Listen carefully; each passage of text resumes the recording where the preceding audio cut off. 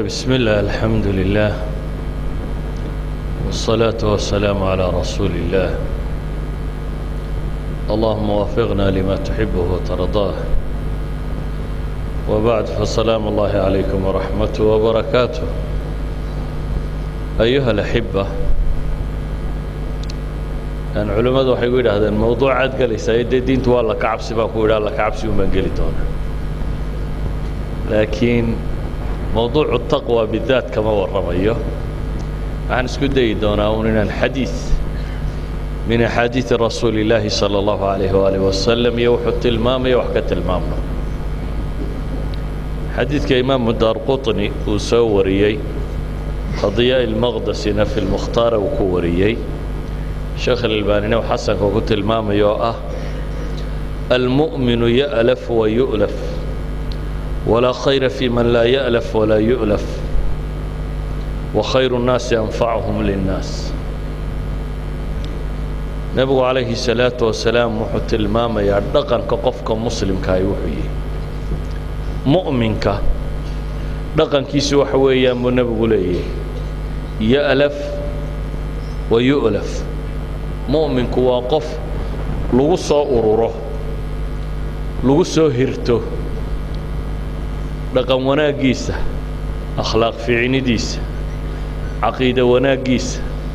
waxtarkiisa adduunya waxtarkiisa aakhiraba waa qof dadku ay dhankiisa u soo kacaan, isagana aan dadku ka kala cararin. khayr male buu nabigu yidhi calayhi salaatu wasalaam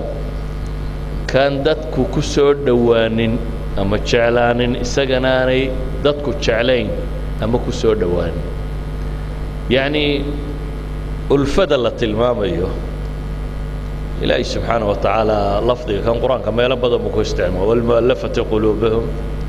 أما سواك إلهي كنت عماميا إنه وألف بين قلوبكم ما الضمد يكل من ماشي تمحل التلمامي وحويا قفك مؤمن كاي وقف دقن كيسا يدين تيسو أي كان سنيسو bulshadu inay ku soo hirato ku soo dhawaato. qofka mu'minka ma aha mid lacaana, mid cayb badan, mid gacan adag, mid dhaqan xun. dadka badbaa jira markay ka soo horbaxaan aad wadada uga weecato,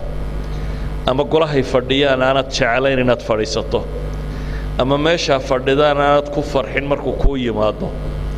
nabigu calayhi salaatu wasalaam wuxuu leeyahay qofka mu'minka ka maaha.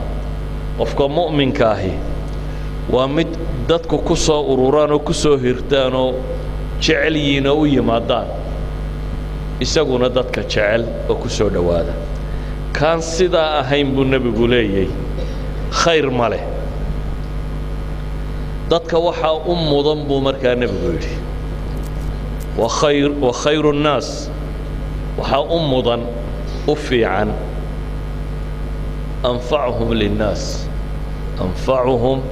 linnaas dadka ka ugu waxtar badan. dadka waxa ugu mudan buu nabigu leeyahay markii la tilmaamay mu'minku qof lagu soo dhawaado lagu soo hirtay inuu iyo dhaqankiisu caynkaayay. mu'minka laftiisu noocaasi sidee bay u kala fiican yihiin, waxay iyaguna u sii kala fiican yihiin buu nabigu leeyahay anfacuhum linnaas dadka ka ugu waxtar badan. asalka waa kii xadiidka muslim ku yaala النبي عليه الصلاة والسلام كنت المامي من استطاع منكم أن ينفع أخاه فليفعل. حنوما لينا يا حديث كان سببتي سوينا هيد قلادي تري وحبانو طفطفنا ما وحبانو آخرنا يودت كوا دوينا أو يريب التصوح وحكو دويسان ومركا ياركين ونبي أركي وحي آخريان إن أن معصي يحمي شركتون كوتشرين وحكولي من استطاع منكم أن ينفع أخاه فلينفع. ninkii awooda inuu walaalkii waxtarow xudaaraba ha noqdo, qofkii awooda walaalkiisa kale inuu waxtarow falyafcal buu nabigu leeyahay calayhi salaatu wasalaam. sidaas ha yeelo. xadiidkaasi markaa cumuuman wuxuu tilmaamayaa dhaqanka qofka muslimka uu leeyahay wuxuu yahay. waxaa kaloo uu tilmaamayaa iimaanku iyo akhlaaqda fiican siday mu'miniintu ugu kala sarreeyaan inay ka mid tahay siday u kala nafci badan yihiin. siday u kala waxtar badan yihiin nafcigan aynu ka hadlaynaa markaa waa maxay waa nafci adduunyo iyo mid aakhiraba waxtar adduun iyo waxtar aakhiro bini aadam wax la taro horta waxa ugu weyn kow inaad aakhiradiisa badbaadiso khasaaraha ugu weyn ee bini aadam ku dhaca waa dee cimrigii oo dhan inaad khasaarto nolosha caadiga ah maalan ninka taajirka ninka wax baranaya ninka guursanaya ninka baa laga yaabaa marmar inaad ku khasaarto wixii aad samaysay waxbarashadii inaad saaqida ama intaad soo baratay waxbaba shaqo ku weydo tijaaradii intaad gashay inay kaa khasaarto laakiin waxaad rumaysan tahay weli inaad haysato maxay jaanis wax kale inaad tijaabin karto haddaad tijaarada markan loosgarayso weyday inaad si kale isugu dayi karto lacalla in mar dambe alla kuu furee guurku hadduu markaan kaa xumaado inaad mar dambe tijaabin karto waxbarashadu markaan hadday kaa xumaato inaad laakiin meel baa jirta hadday xumaato tijaabo dambaba aan lahayn waa cimriga markaad khasaarto markaad geeriyooto ee kitaabkaaga la laabo hadduu khasaare ku guntamo soo noqosho ma leh jaanis dambe ma leh marka khasaaraha qofka kaa badbaadiyey ilaahay sababtiisa kaaga badbaadiyey waa qofka kuugu waxtar badan maalan waxaynu leeyahay nebi moxamed calayhi salaatu wasalaam iyo saxaabadiisii diinta uu soo dhiibay nolosheenna waa dadka inoogu waxtar badan waxaa laga yaabaa adigu markaad waxtar ka fikirto dadka nool iyo meelaha kan inaad egeegto laakiin dadka inoogu waxtar badan leh waa dadka aakhiradeenna badbaadiyey ee nolosheennu waxay ku hagaagaysay tu adduuniya tu aakhira baa inoo sheegay sidaa daraaddeed baa ilaahay qur-aanka wuxuu ku tilmaamayaa waalcasri ina alinsaana lafii khusrin ila aladiina aamanuu wacamiluu الصaalixaat watawaasaw biاlxaqi watawaasaw biالصabr inta rabbi dhaartay ayaa alla wuxuu leeyahay bini aadamku dhammaantii khasaare barhtankiiba ku jira baa la yidhi lafii khusr ilaahay baa dhaaranaya subxaana wa tacaala waxaanu ku dhaaranaya bini aadamku inuu khasaaraha barhtankiisa ku jiro qolaa alla ka soo reebo la yidhi khasaaraha way ka baxday oo iyaguma khasaarin waa qolada laga helay iimaan iyo camal suuban ama hagaagsan markaasaa weliba camalkaas suuban wax ka mida lasii tilmaamoo la yidhi waa kuwa xaqa isu dardaarma sabirkana isu dardaarma qofka xaqa kuu dardaarmay ee sabir kuu dardaarmay wax ku anfaco waxyaabihii kuugu wanaagsanaa buu kuu sheegay wax ku tara wixii kuugu roona sidaa awgeed maalan dhallinyaraatiin haddaynu dhallinyarada qur-aanku ka warramo wax ka tilmaamno ilaahay wuxuu ka warramayaa nebiyullaahi yuusuf oo dhallinyaro ah nebi yuusuf oo dhallinyaro ah oo imtixaano tiro badani nolosha soo mareen nebi yuusuf bin aadam imtixaanada mara kuwii ugu adkaabaa soo maray isagoo yar oo carruuraba walaaladii la colloobeen dabeetana waa tuureen god bay ku rideen godkii baa safar kala baxay isagoo yaroo carruuray addoonsadeen waa iibiyeen sida alaabta loo iibiyo reer baa laga iibiyey reerkii laga iibiyey baa haddana nin qurux badan buu hayaa quruxdiisii haddana imtixaan ku noqotay oo haweentii joogtay jeclaatay waa diiday inay wax kasta oo ay ku khaldi karto ku samaysaabay isku dayday waa iska soo taagay inay boobtaayoo kufsataabay isku dayday waa cararay dharkay ka dildillaacisay haddana waa la qabtay waa la xidhay xabsuu ku galay isagoo waxba samaynin ayuu xabsi ku galay xabsiga maxaa loo geliyey guriga boqortooyada ceebtiisu inaanay dabadda u soo bixin markii hadalka la maqmaqlay si loo ilaabo waayo ilaahay qur-aanka wuxuu ku tilmaamayaa markii ay u caddaatay inaanu ninkani beri yahay kadib baa la xidhay berinimadiisi iyo cad baa la xidhay si warkanba loo ilaabo oo wuu ilaahay subxaanahu wa tacaala nebi yuusuf oo waxaasoo dulmiya lagu sameeyey ayuu wuxuu ku tilmaamayaa inuu haddana muxsin ahaa qof samaka taliye ahaa qof wanaag ka shaqeeya u ahaa dadkaasoo dulmiyey colaadba lama qaadan ee wuxuu isku dayay inuu wanaag unugu yeedho ilaahay wuxuu inooga warramayaa markuu guriga joogay inuu ninka odayga ah ee gurigiisa uu joogay inuu cirdigiisa iyo sharaftidiisa u ilaaliyo inuu yidhi marnaba ninkii anigay wanaajiye gurigiisa ay keenay reerkiisa ugu xadgudbi maayo ku faraxumo ku samayn maayo xabsiga markuu galay qur-aanku wuxuu tilmaamaya laba wiil baa lala soo xidhay wadakhala macahu sijna fatayaan labaa lala soo xidhay labadii lala soo xidhay riyay sheegteen inay riyoodeen dabeetana waxay rabaan inuu riyada u fasiro riyadii intay u sheegteen riyada kama warramo ma rabo inaan ka warramo laakiin waxaan ka warramaya maxay riyada ugu sheegteen waxay dhahay innaa naraaka min almuxsiniin waxaanu kuu aragnaa bay leeyihin kuwa ixsaanka sameeye ee dadka waxtara inaad ka mid tahay waxaa muuqata nebi yuusuf xataa xabsiga gudihiisa muu odhanin qolo gaalaaba ay xidhatay oo waa lay dulmiyo cadho waxaad aragtaba geeska ku qaad ee waxa uu tilmaamayaa nimanka kani nebi yuusuf xabsiga xataa gudihiisa inuu qof wanaagsan ku yaho dadka waxtara marka waxay leeyihin riyadayadatan baanu rabnaa inaad noo fasirto innaa naraaka min almuxsiniin inuu waxtar badnaa qur-aanku wuxuu kaloo inoogu tilmaamayaa walaaladiisii godka ku riday oo aan garanaynin isagoo xabsigii ka soo baxay oo madaxa ayay u yimaadeen dabeetana waa kii sida fiican safarkoodii iyo lacagtii iyo wixiiba siiyey muu odhanin waa nimankii godka igu riday anna maanta madax baan ahaaye waana argoosanayaaye ha la xidhxidho waa xidhxidhi karayey godkiisiina waa ku guri karayey inuu xidhxidho daaye intuu cafiyey oo xoolo siiyey ayuu sii daayey iyo waan garanaynin xataa isuma sheegin markii dambe uu walaalkii kala soo hadhay maxay ku lahaayeen fakhud axadanaa makaanah innaa naraaka min almuxsiniin bayana leeyihin kuwa aabba waana qabsanayaaye kuwa yagan kale mid qaada bay leeyihin oo wiilka yar noo sii daa waayo innaa naraaka min almuxsiniin bay tilmaamayaan nimankii godka ku soo riday waxay kaga abaal sheeganayaan inuu yahay maxay qof ixsaan badan inuu yahay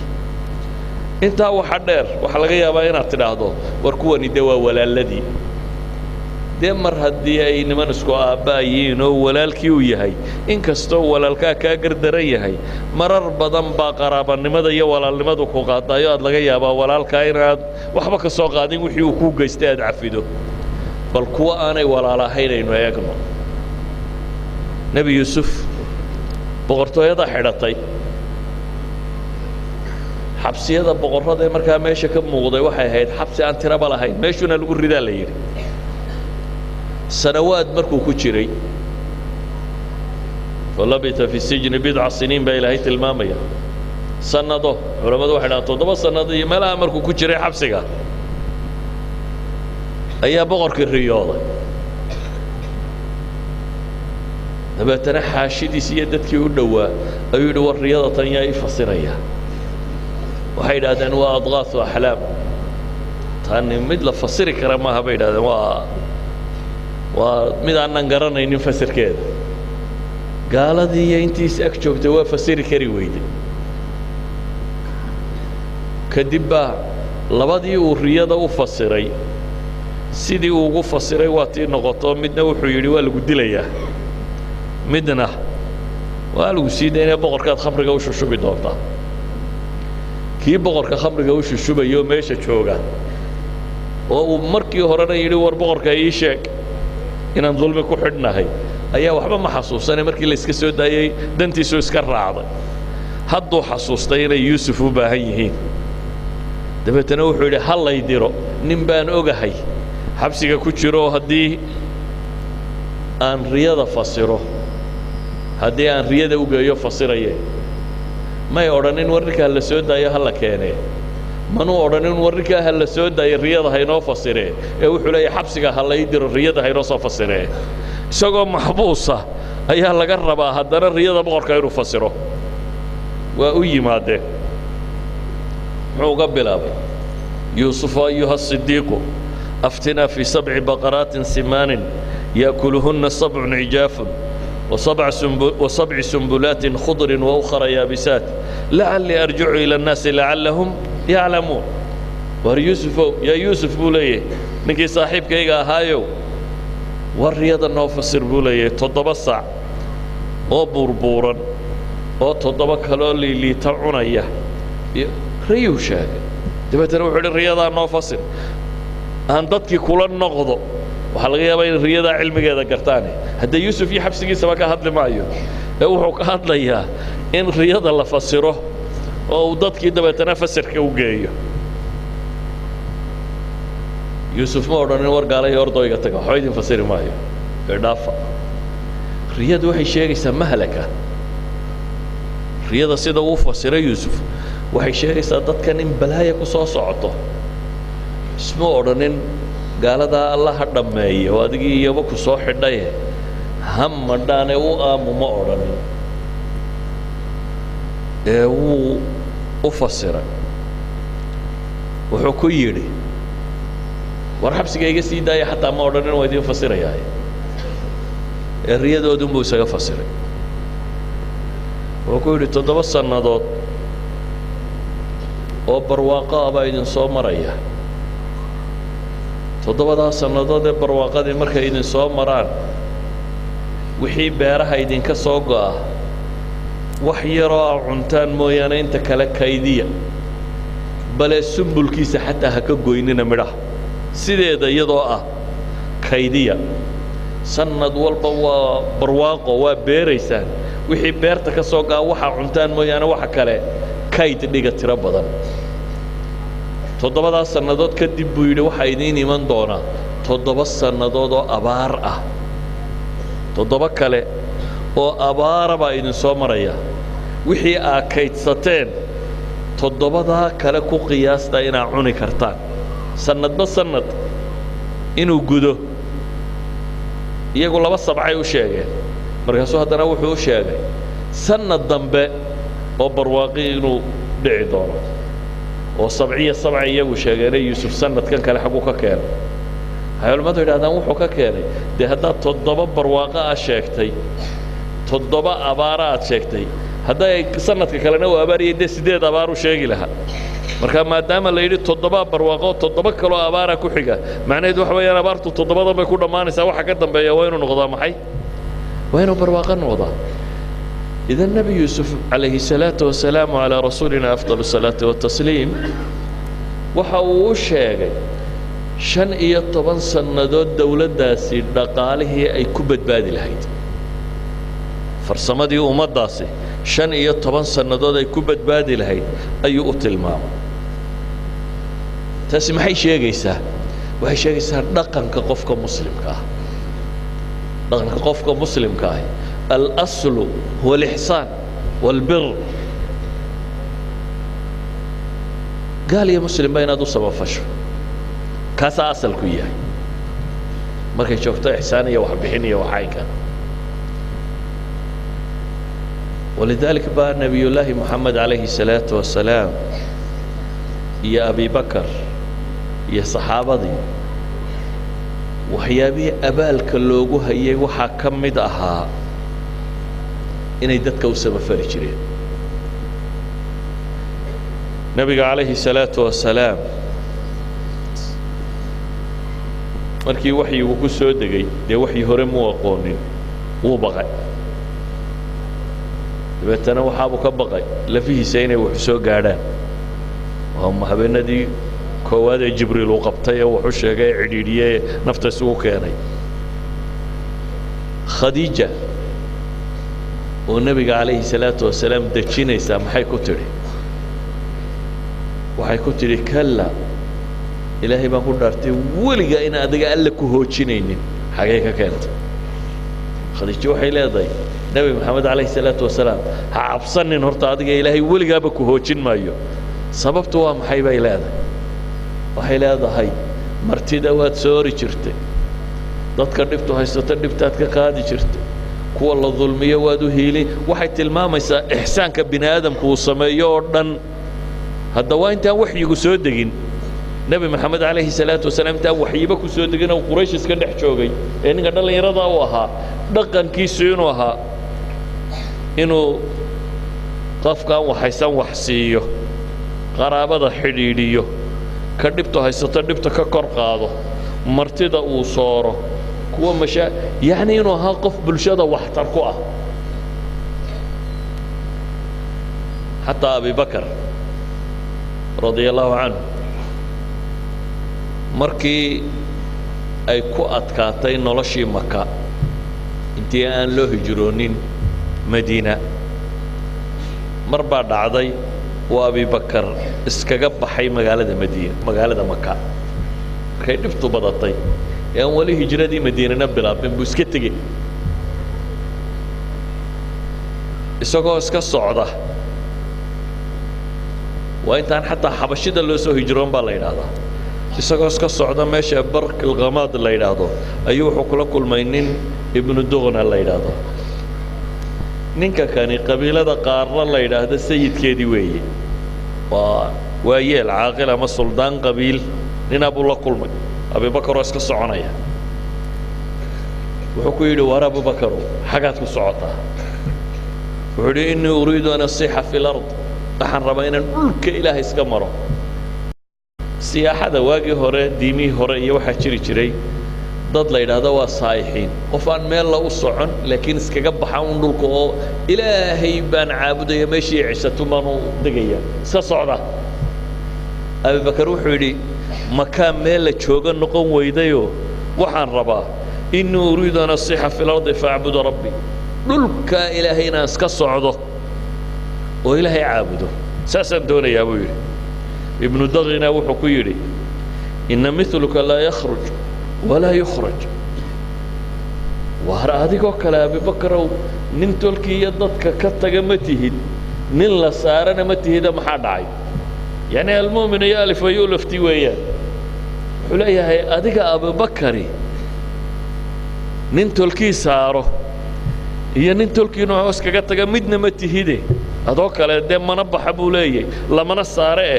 sidee wax yihiin buu leeyahay waayo muxuu sababtaa u leeyahay weedhii khadiije ay ku adeegsatay nebiga calayhi salaatu wasalaam weedh la mida ayuu ibnu daqinina ku adeegsanaya abibakar wuxuu leeyahy fainaka tuksibu almacduum watasilu alraxim wataxmilu alkal wataqri aldayf watuciinu calaa nawaa'ib alxaq xadiiska bukhaari warinaya waar adigu buu leeyahay wax ma haystaha mid wax siiya baad ahay barlaawaha qofka ah qof wax tara baad ahay qaraabadiiyo riximka nin xidhiidhiyaad ahay dadka culaysku haysto qof culayska ka qaadaad ahay nin martida sooraad ahay mashaakilka dadka qof wax ka xallila baad ahay bulshada qof wax tar ku ah baad ahayd buu leeyahay qofka noocaasina tolkiina ma saaraan isna ma baxo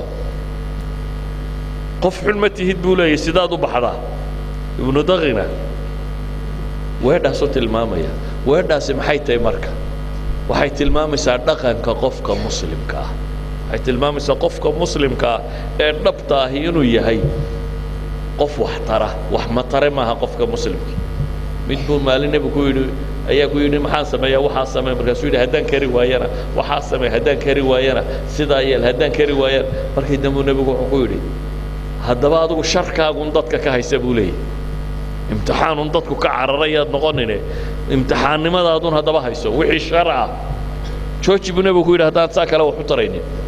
idan waxaynu leenahay qofka mu'minka ahee adduunka waxtar buu ku yihi aakhirana waxtar buu ku yihi oo waa maxay nebiga calayhi salaatu wasalaam ayaa wiil dhallinyaro oo yuhuudiya u shaqayn jiray shaqaalaha nebigu ka mid ahaa wiilkii dhallinyarada u shaqaynayaa la yidhi wuu xanuunsaday nebigu calayhi salaatu wasalaam wuu soo booqday waa qof buka oo la booqanayo وقف بكو الله بوقنا يوم حياة وولي يهودية عن مسلم مركنا هاي وحقوقي من قرقودي سقط شيفة نبي عليه الصلاة والسلام مركو يمي أيو ماذا حكى فارست دابا تنويل كيرابو حكويري وريا ورسلام نبي ويلك كان الجريات بوقا موطو وقع عبسي قبا هدوي مكان تصور نرجع مايو ورا أسلم بكويري ورا إسلام إسلام نمو بيريا ويل كده اللي يردها أبيه يد يهوديو ماشي شوقة أيو كرو أجا أبيه نوح كويري أطع أبا القاسم أبا القاسم والنبي محمد كن يدي عليه الصلاة والسلام وحو كوشي يا أقبل بكويري وضينا دابا تنويل كي واي سلامة واي شهات يسقوا بكو سكراضة أيوة شهات كدي منور انت نبي عليه الصلاة والسلام بك صوب حي سقوله الحمد لله الذي أنقذه من النار إلهي بام مهد النار كبد باديي يعني إلهي بام مهدين يا نبي محمد عليه الصلاة والسلام قف بنا آدم كأنه عذاب كبد باديي معناه هذا محي قف مؤمن كاهي والنفع جيسو أدونك وقرأكم في الله آخرنا ضدك وانفعيا ووحو تجابنا يا ضدك إنه عذاب كبد باديي تصالح هدي قف جبنا يا كاسه هرب حما هدي له قف قولوا لي يضبكوا كري هدو كاسه هرب حما هدي له وحكى لك ما تفكرتين ان الدم يسمو يعني سواء كما مركو قبطها يا بيكو صيد يا عيدكو واحد دونتو كل عرر روح ما تصرن لها بررتو قفك دمي وحلميدا marka daragta tolka iyo dadkaaga iyo naar ku sii socda nabahay hayaanu yahay maxay jidkii naarta u kici jiray qofka muslimkii markaa waa dhawaaqaya war ka jooga naarta war ilaahay ka cabsada war cibaadaysta haddaad dadka khayrka u sheegto oo ilaahay gacantaada ku hanuuniyo dee waad badbaadisay shaqadii ugu weynayd ambiyadu qaban jireen maxay ahayd waxay dadka inay cadaab uga digaan jannana ugu bishaareeyaan geedi hadduu kugu soo baxo dad guuraya oo wax wanaagsan raba inay helaan oo aad halkaana roob ku ogtay iyo barwaaqo halkaa ay afka ku hayaan aad abaar ku ogtay maxaad odhan lahayd war halkani meel la qabta maahee halkan baan ku arkay geedi iyo barwaaqe xagga kan u kacabaad kula talin lahayd ilaan waad aragtaa geedigan hayaanka meesha daran ku socdee waxaa la mid ah iyadoo ilaahay inooga warramay janno iyo naar inay jirto markaad aragta geedigiiyo ku sii jeeda xagga naarta inaad tidhaahdo war ka daaya war xaggan baa khayr ku jira war dhankana u socotaan ma aha maxay dhankii khayr ku yaallay ma aha sida awgeed baa ilaahay qur-aanka wuxuu kaga warramayaa dacwada iyo diin dadka gaadhsiinta nin baa ilaahay qur-aanka inoogaga warramay aan isagu rasuul iyo nebi toona lagu sheegin fii suurati yaasiin قصص القرآن قصص آد عجيبة كمدة قصة سورة ياسين كجرته إلهي وحوك جور رمية ما قالوا صدح رسول الله دري ديدي الرسول الله دري ديدين ومتكلا لو كردي وديدين ومتصدح عضو دري فعززناهم بثالث تبتنا ويس سوتاجي إنا تطيرنا بكم بابك مريم وديدين دينتي nin magaalada ay joogay laakiin dacalka kala joogay halkana ka joogtaan magaalada kale ka tag joog wuxuu maqlay magaaladii in rasuulitimiyo dadkii diideen dabeetana ilaahay quraanka wuxuu ku tilmaamayaa halkaas uu ka carara وجاء رجل من أقصى المدينة وجاء رجل يسعى له الرئيس من أقصى المدينة ما هو الرئيس إيه وجاء من أقصى المدينة رجل يسعى إلهي مركو روح التلمامي مشو كي مشى اللي اسكو هيين أنا هين مركو كواد أقصى المدينة بالليل مقالة الدعل كده هل كودرك سنبو كي وحكى الله التلمامي قاب كو سعودين نسكح رقونا يا آير سعودين أنا هيني نين أرد يينوها تولكي بالربين وبدباديو magaalada dhinaceeda dambe nin ordaya ka soo cararay baa ilaahay yidhi muxuu leeyahay ninkani wuxuu iska xil saaray eegada ismu odhan war meesha saddex rasuul la beeniyay adiga macid baa wax ka dhegaysanaysa iska tagtay danahaaga iska raaco هذا واحد لقى بين السنادو واربكا وداتك وعديه وداتك بهداني راعين ما حد يقول لك وينيه كان لكن صدح رسول بقى الذي لكن ولي وحد درسي حل ساريه إنه قف بنا آدم وحقبا كرين وياه إنه وحتره دبتنا إلهي وحوله وصاع من كاس ماشي يمي سقول محي اتبعوا المرسلين اتبعوا من لا يسألكم أجرا وهم مهتدون وارتلك يا أبولي والرسول شراعة وارتدان وحبابا إذن كربين أو هدناها نوصل محاكو ديديسان بني آدم كهدو أتستراحضا أما تشاب كاوكو صعدا أما مقعية ما مصيبة مدحنمية وحبوكا قدونية ألغايا بينا تسيرات كيسو اسمدحات كيسين لكن غفك هدو وحكوشا كيسو وحبابا كاربين أدونكو ويديسان مدحنميكو ويديسان وحباك لك كاربين هدو وحكوشا يقول وهاتلادا قفك سوكو نسيحية إلا ندنك لو كوكو قبا ما جرتو وهاتلادا وكو نسيحية وحوني كان إليه هاي والرسول الراعة وايو أدون نيدن كمان ربان مقعنا وحبايدن كمان دونيا اتبعوا من لا يسألكم أجرا وهم مهتدون وروانا هنوسين حق بايدين شيئا وحكوا يدن كربان نمجران الراعة بكلي ولداس ما يراعين سقوحوا شاكتا إنه مؤمني إنه إلهي الرميي رسول شرار الرميسيي دبتنا ويدلين سي علماء شيغيا ويدلين markay dileen maxaa dhacay ilaahay baa quraanka wuxuu inoogu soo guuriyay ninkan oo aakhira jooga wixii uu hadana ka fakarayay hadama markuu adduunka joogay shaqadiisi waa la inoo sheegay markuu dhintay aakhira qabtay sidoo hadana uu fakarayay baa ilaahay inoo sheegay aakhira markuu tagay muu oranin nimankii rusushana diiday adigana ku dilay ilaahu midha ka reebin kama fakarayn ee wali wax tarbu la rabaa يا ليت قومي يعلمون بما غفر لي ربي وجعلني من المكرمين بولي يا ليت الله جعل الله يا بولي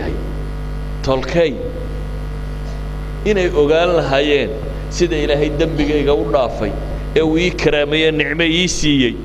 جعل الله يني ما أنت أقادان سيقول راعان يعني ينا الرسول شو صار راعان isagoo aakhira ku maqan ayuu wali wuxuu tolkii la rajaceliyo la raadinaya maxay ayuu wanaag la raadinaya ma oranin war nimankii dilay ee adduunkiiga keenay aakhira ii diray laakiin wuxuu leeyahay isagoo xagga joogo wali wuxuu la jecel yahay kuwa in khayrku gaadho oo tolkii inta ilaahay rumeeyaan waxa uu nimco ku jiriyo wuxuu dambi dhaafaystay karaamada alla siiyay inay wax ka helaan idan ayaa la xibba حلنا مؤمنك دبطاهي وكادتكو أي كسهرتان وكادتكو جعليين يسندتك خير كلا جعل وكاونا قفافنيا وكادتك وحترك وكادتك أنفع الدنيا أنفع آخرة بقوله وحبنا آدم لغو أنفعنا كاسبا والروح نبي الله محمد عليه الصلاة والسلام isagoo dagaal ku jiro yahuuday dagaalamayaan غزوة خيبر dagaal adag buu ahaa qalcadihii nimankan waa la furan kari waayay dhowr maalmood baa dagaalku socdo la isku soo noqonayay maalintii dambu nabigu yidhi saaka waxaan raayada calanka muslimiinta waxaan u dhiibayaa nin ilaahay uu jecel yahay ilaahay rasuulkiisu jecel yahay isna jecel dabeetana cali ibn abi talib baa loogu yeedhay cali oo bokooraba ku dhacday waa bokooraysan yahay cali meeyo waa bokooraysan yahay baa la yidhi u yeedha buu yidhi calu ku tufay oo u duceeyey cala indhihii fay u yidhaahdeen dabeetana calankaa loo dhiibay calanku waa hogaamintii janankii ciidankaa laga dhigay afka aynu maanta ku hadalno ciidanka inuu ka haysto ayaa loo dhiibay haddaad gaala is haysaan oo aad dagaal dhowr maalmood oo hore ku wada jirteen oo wax idinku kala dhinteen oo goobtaa isku haysaan oo ninka aad dagaalka gelinaysa maxaad kula dardaarmi lahayd waxaa laga yaabaa hadday innaga caqligeenna inaad ku dardaarmi lahayd nimankaa xabad ha ka sii dayni sidii aad u qaban karto iyo dhadhansi qadhaadhkaaga inaad odhan lahayd laakiin nebi maxamed taa kulama dardaarmin wuxuu ku yidhi islaamnimo ugu yeedh kow nimankaasi waa yuhuud waa la ishaya waa la dagaalasay haddana khayr baa lala rabaa waayo qofka muslimka asalkaba dadka khayr buu la rabaa asalkaba dadka khayr buu la rabaa gaalnimada inay ku dhintaan faa'iido kuuma laha inaad gaalo ka dhigto dabeetana laysaa faa'iido kuuma laha waxaa kaaga khayr badan inay islaamaan oo islaamnimo ku dhintaan dabeetana nebigu wuxuu ku yidhi fawallaahi لأن يهديك الله بك رجلا واحدا خير لك من أن يكون لك حمر النعم إلهي ما كنت أرتيب النبي عليه الصلاة والسلام إلهي إنه قعنت هذا كهنون يهلننا تذكر رئيس إستان متقول إنه كاسور راعه أيا كاغا فيعن وكاغا خير بدن إن هذا شجالك كيس عسعس بالنبي عليه يعني عربتي واجا joogtay ee dollarka ugu weyn iyo diamondka la yaqaanay wuxuu ahaa gal casas gal cas inaad soo hesho nimanka inaad geelooda soo xaabiso waxa kaaga fiican buu nabigu leeyahay kaaga khayr badan inay diinta qaataan inay ku islaamaan hal nin oo ku islaama kaaga khayr badan sidaas awgeed buu nabigu calayhi salaatu wasalaam wuxuu ku tilmaamayaa inna allaha حديث كإمام الترمذي ورينيو حسن كوكوت الماما صحيح الشيخ الألباني إن الله وملائكته وأهل السماوات والأرض حتى النمل في جحرها وحتى الحوت لا يصلون على معلم الناس الخير نبقى حلية الله يا ملائكتيس كوا السماء جرة يا واحد دولك تشوغه حتى أبو نبي قولي هي قرآن تجد كشرته أما كلهم بد كشرة كلا يتهينا إلهي بيوحوا وبريان إلهي إن حرست السيسين يا أنت كلنا وبريسا قف كدتك خير كبره قف كدتك وناك بر